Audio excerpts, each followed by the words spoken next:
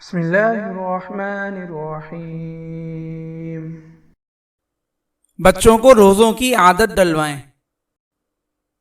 حضرت معاوض بن عفرہ رضی اللہ تعالی عنہ کی روایت ہے کہ ہم لوگ چھوٹے بچوں کو روزہ رکھواتے۔ ہم لوگ مسجد جاتے تو ان کے لیے کھلونے کا انتظام کر دیتے جو اون سے بنے ہوتے۔ اگر وہ کھانے کے لیے روتے تب بھی ہم ان کو افطاری کے وقت کھانا دیتے۔ فائدہ: آپ صلی اللہ علیہ وسلم کے زمانے میں نابالغ چھوٹے بچوں کو روزہ رکھوایا جاتا تھا۔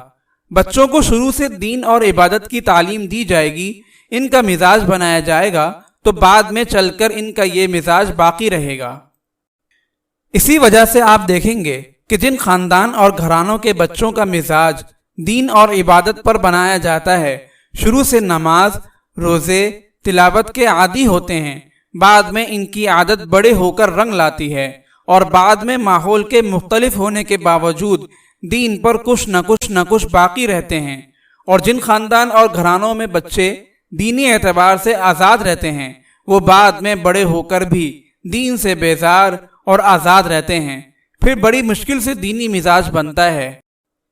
اس لیے اہل اسلام کو چاہیے کہ وہ اپنی نسلوں میں دین باقی رکھنے کے لیے شروع سے ہی بچوں کی تربیت عبادت پر کریں تاکہ بڑے ہو کر یہ دینی مزاج کے حامل ہوں۔